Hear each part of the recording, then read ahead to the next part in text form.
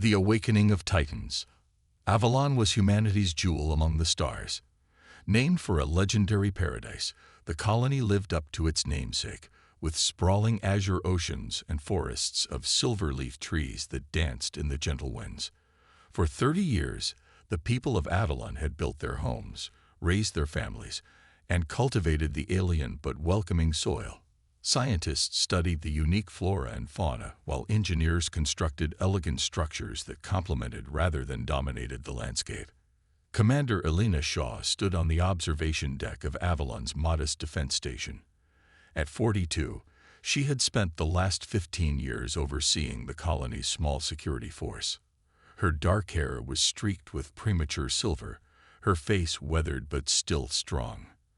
The position had been perfect for a decorated military officer who wanted a quieter life after serving in Earth's expansion wars.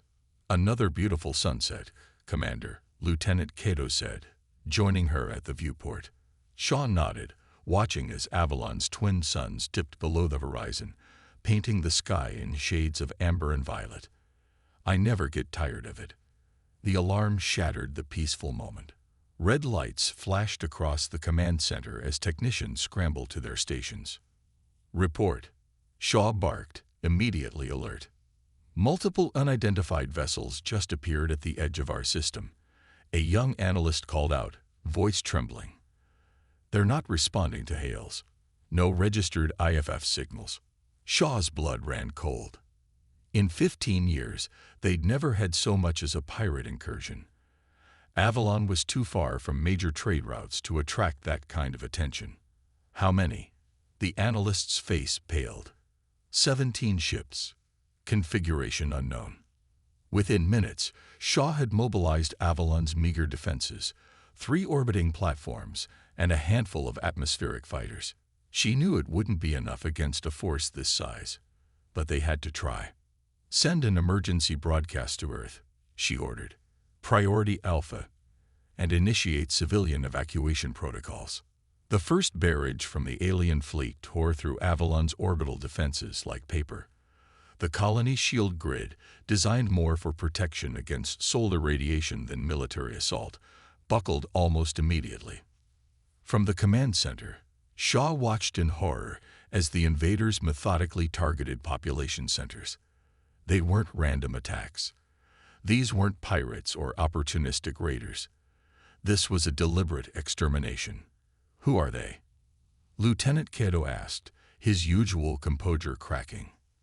"The Voraxian Alliance," replied Dr. Nasir, the colony's xenobiologist. His face had drained of color. "I recognized their ship configurations from research archives. They're a coalition of 3 species from the Cygnus arm, but they've never shown aggression toward human settlements before." Shaw grabbed the communication system. "This is Commander Elena Shaw of the Earth colony Avalon. We are a peaceful settlement. Please cease fire and state your intentions." The response came in the form of another barrage, this one targeting the defense station itself. The structure shuddered violently, throwing Shaw against the console. "Evacuation ships are launching," Cato reported, blood trickling from a cut on his forehead. "But they're being targeted. We've lost 3 already." For 12 brutal hours, Shaw and her team fought desperately, coordinating whatever resistance they could muster. They managed to get 18 evacuation ships away, carrying perhaps 10,000 of Avalon's 60,000 colonists. When the defense station finally took a direct hit, Shaw ordered the remaining staff to the emergency shuttles. She stayed behind, transmitting data and final messages until the last possible moment. As the station crumbled around her, she recorded one final transmission. "This is Commander Elena Shaw of Avalon Colony. We have been attacked without provocation by the Voraxian Alliance. Our colony is lost. If anyone receives this, remember us." She hit the transmit button just as the ceiling collapsed. Admiral Marcus Chen stood in Earth's Central Command, watching the holographic display with a stony expression. The emergency transmission from Avalon played for the 6th time, the image of Commander Shaw flickering with static. "That's the 3rd colony hit in 2 weeks," General Rivera said quietly. New Mauritius, Helios, and now Avalon. No survivors reported from the first two. We have 18 evacuation ships from Avalon, but that's it. Chen's jaw tightened, and still no response to our diplomatic inquiries. None, sir. The Varaxian delegates withdrew from their embassies without explanation before the attacks began. The room fell silent as the implications sank in. Humanity had been part of the galactic community for less than a century. They were newcomers, still finding their footing among species that had been spacefaring for millennia. Chen turned to his communication officer. "Send the signal." The young woman's eyes widened. "Sir, the Titan protocol hasn't been activated since. I know exactly when it was last activated, Lieutenant. Send the signal." As she complied, Rivera moved closer to Chen, lowering her voice. "Marcus, are you sure? The Titans were never meant to be a permanent solution. After what happened in the Arcturus conflict, we buried them because the galactic community demanded it." Chen replied, his voice hard. "We promised to become civilized, to play by their rules. And now our colonies are being systematically destroyed. It's time to remind everyone what happens when humanity is pushed too far." Deep beneath the surface of Mars, in a facility that didn't exist in any official records, a signal activated dormant systems. Lights flickered on in abandoned corridors.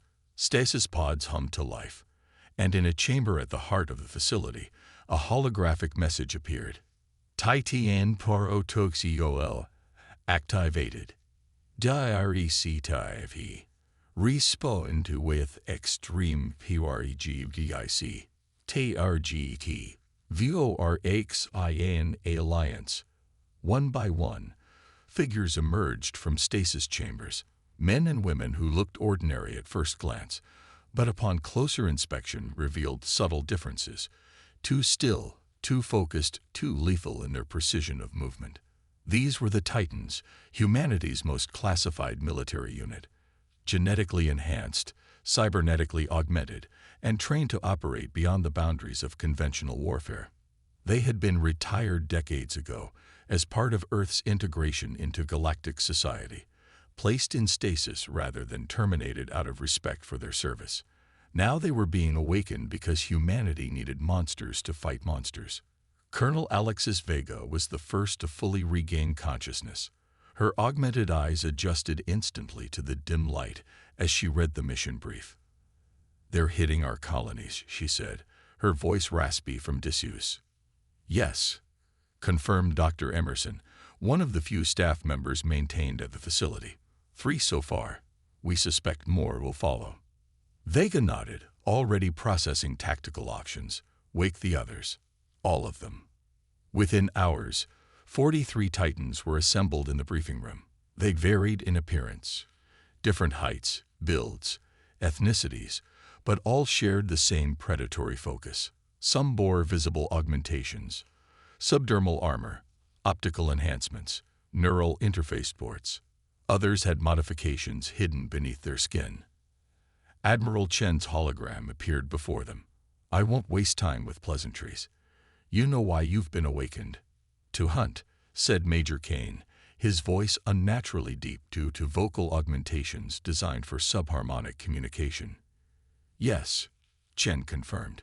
"The Varaxian Alliance has attacked 3 colonies without warning or provocation.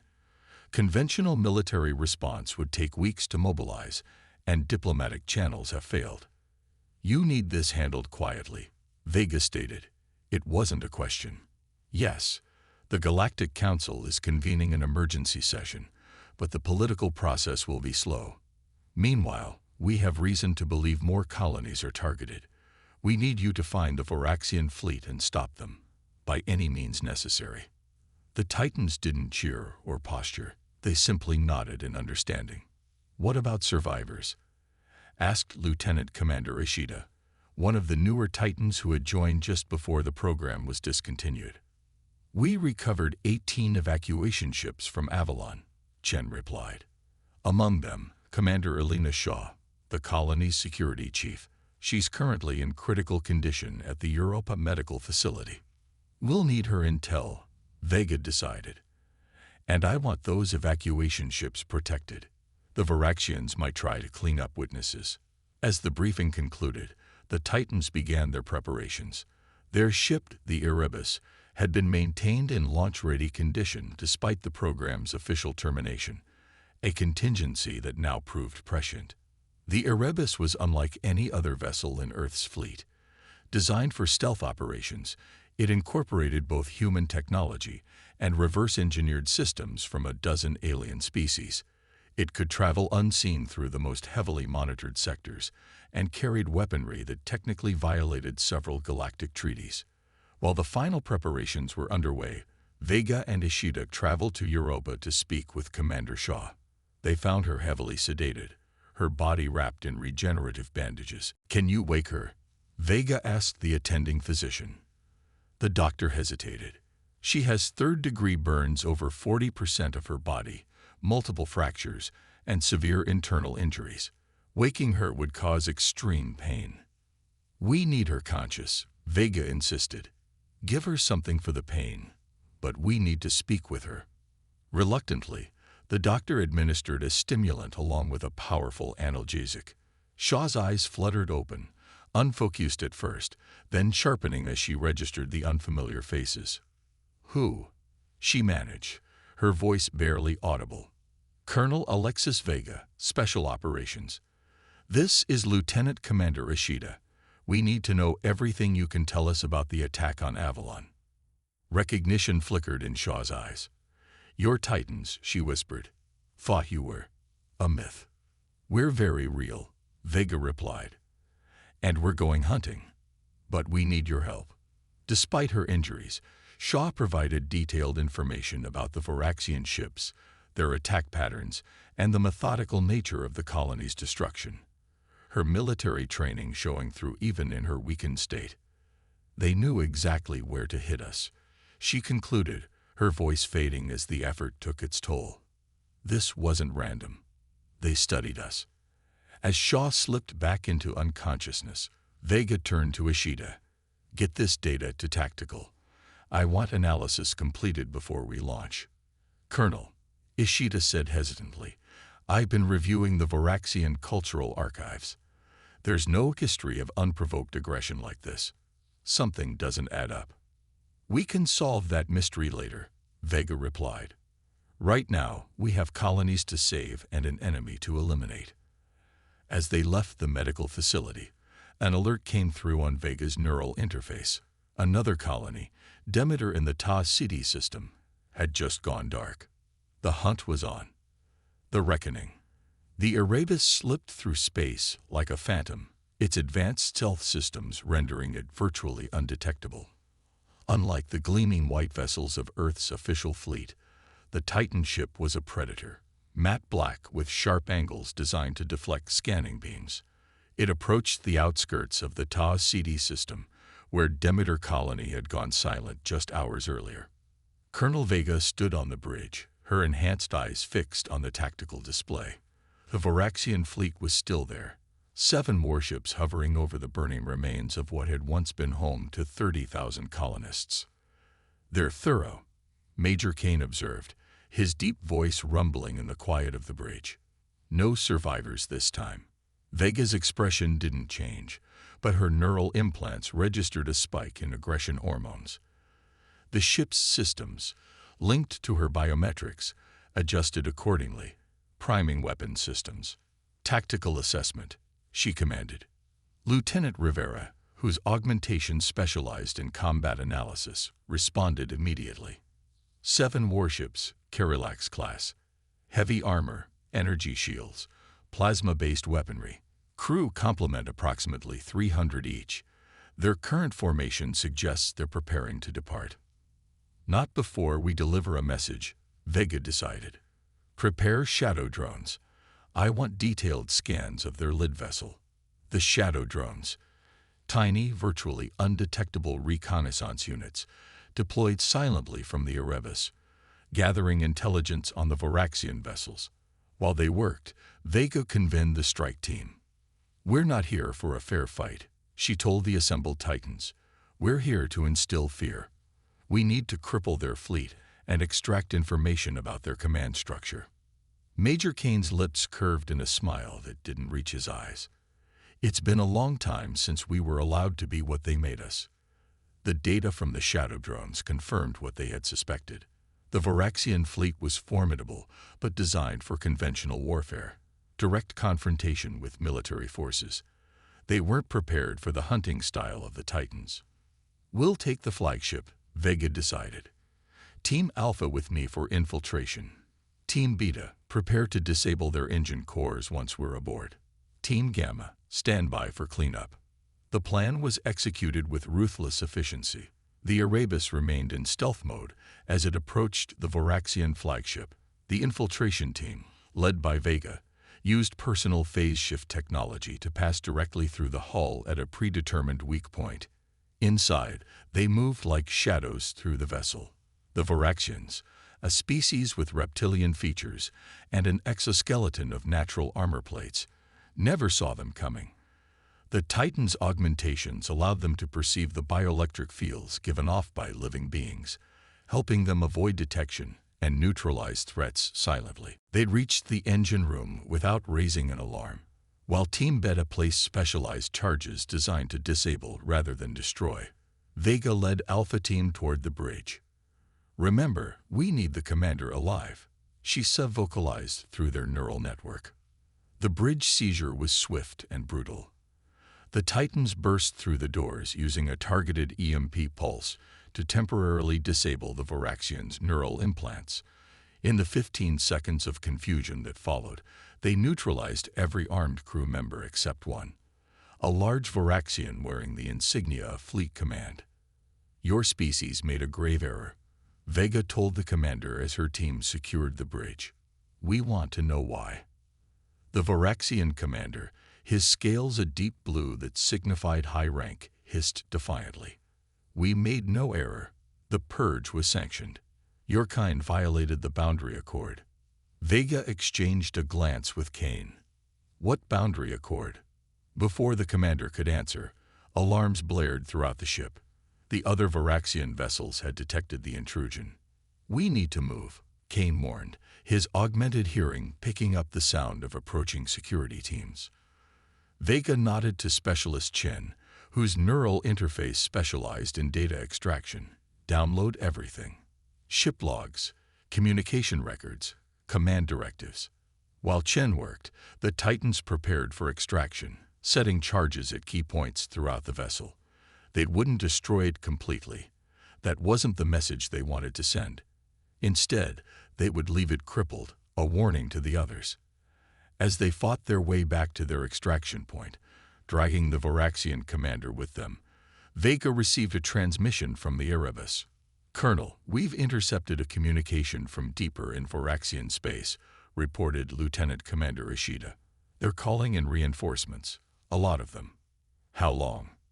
6 hours at most." Vega smiled coldly. Perfect timing. Back aboard the Erebus, the Varaxian commander was secured in the interrogation chamber. The Titans' methods were efficient rather than cruel, using a combination of neural interface technology and carefully calibrated chemical compounds to overcome resistance.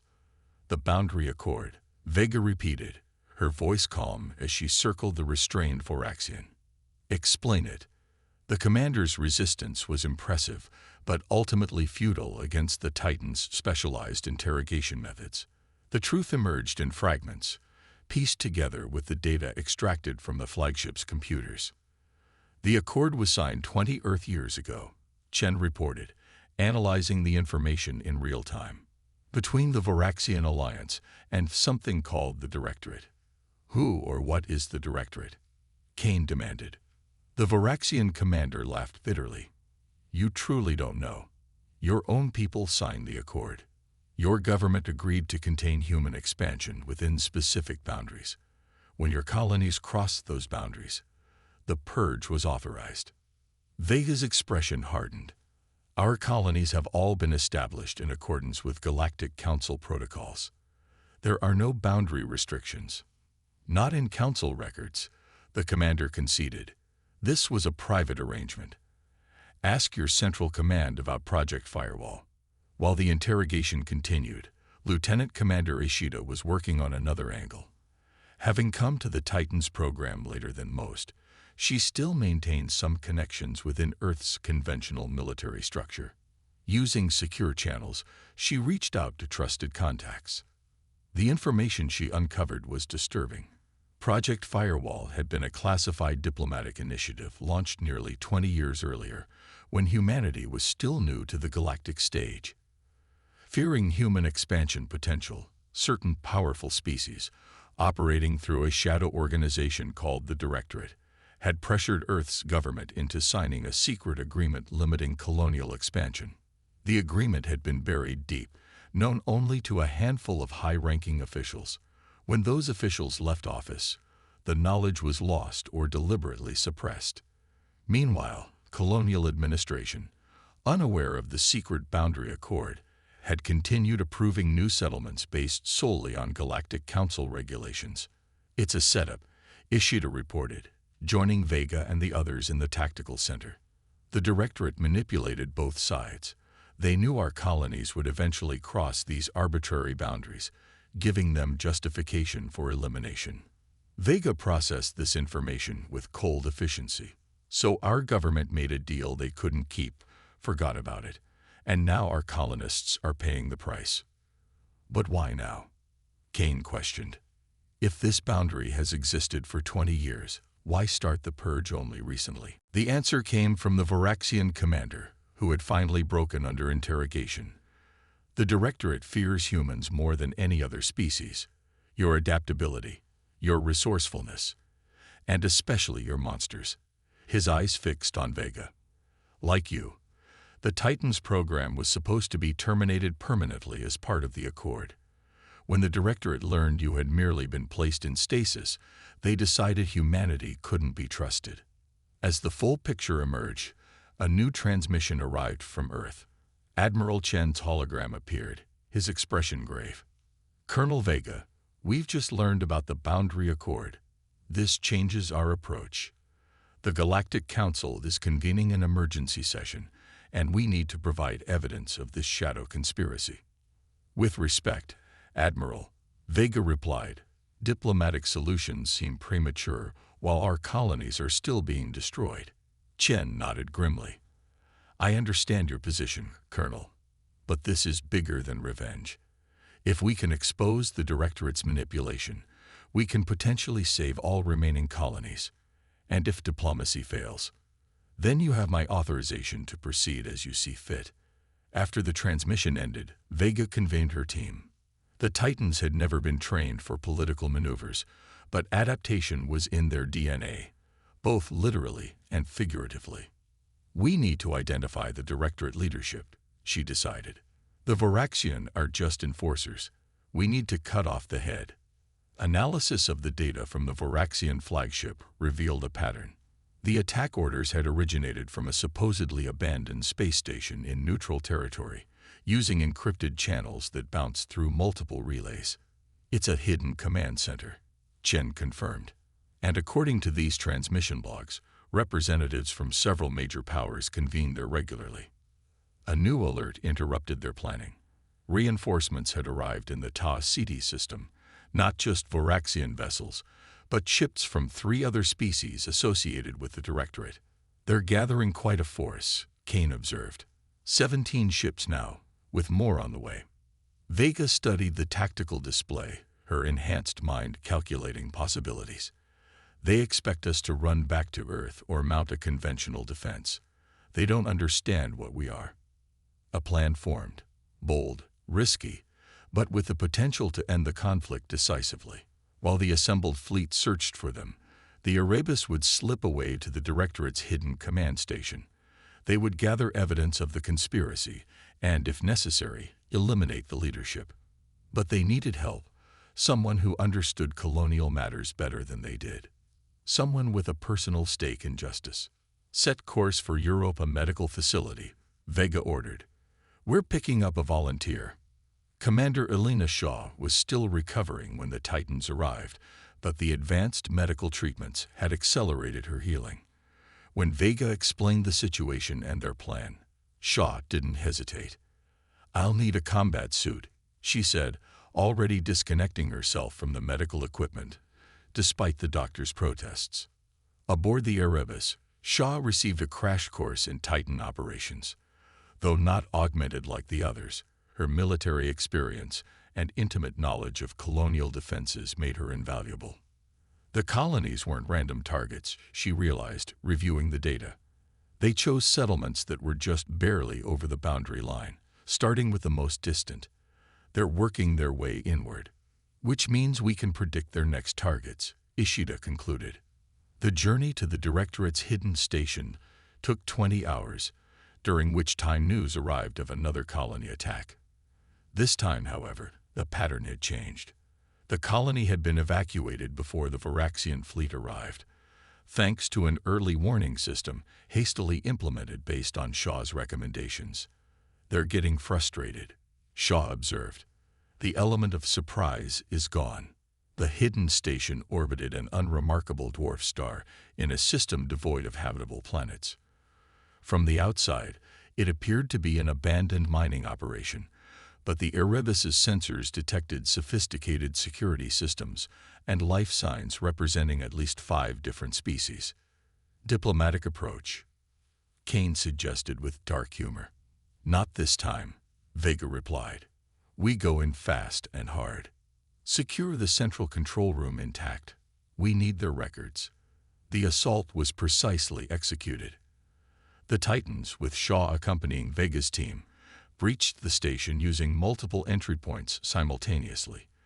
The security forces, though well-equipped, were unprepared for the brutal efficiency of the enhanced humans. In the central chamber, they found representatives from 7 species, including a human, a former admiral who had been believed dead for years. "Vega," the man said, showing no surprise. "I always warned them putting you in stasis rather than terminating the program would come back to haunt us." "Admiral Wallace," Vega acknowledged. "Treason isn't a good look on you." Wallace shook his head. "It's not treason to recognize a necessary sacrifice. Humanity expands too quickly, adapts too readily. The established powers of the galaxy see us as a virus. So you help them massacre our colonies," Shaw demanded, her voice shaking with rage. "To save billions more," Wallace insisted. The alternative was full-scale war against the combined might of species that were spacefaring when our ancestors were still discovering fire. While they talked, Chen and other Titans were downloading the station's records, evidence of not just the Boundary Accord, but dozens of other manipulations and secret agreements. "You're going to stand trial," Vega told Wallace and the other representatives. "All of you. The Galactic Council will see what you've done." The alien leader, a towering being with crystalline features, laughed. "The Council will do nothing. Half its members are complicit." "Maybe," Vega conceded, "but humanity will know the truth, and that's all we need." The return journey to Earth was tense. The evidence they had gathered revealed corruption, extending far deeper into galactic politics than anyone had suspected. The Boundary Accord was just one part of a systematic effort to contain species deemed potentially disruptive to the established order.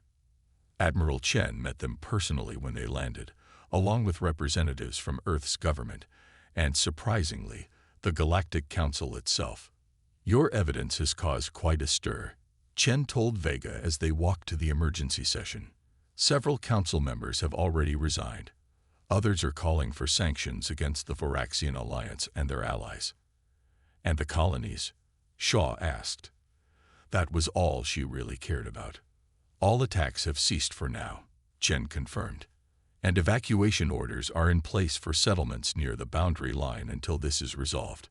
The galactic representatives were waiting in Earth's Grand Council chamber. Some looked hostile, others ashamed, a few merely calculating. Vega stepped forward, her posture perfect, her enhanced presence commanding attention. She was not a diplomat. She was not designed for peace, but sometimes the threat of war was the most effective tool for achieving it. "The evidence has been presented," she began, her voice carrying effortlessly through the chamber. "We know about the Directorate. We know about the Boundary Accord. And now, you need to know something about humanity. She gestured to her team. The Titans standing at perfect attention, their augmentations visible reminders of what humans were capable of creating when threatened. We created monsters to fight our wars because we prefer to live in peace.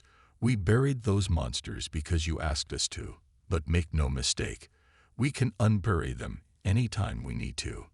A murmur ran through the assembly. Here is what will happen next, Vega continued. The Boundary Accord is void. All attacks on human colonies will cease permanently.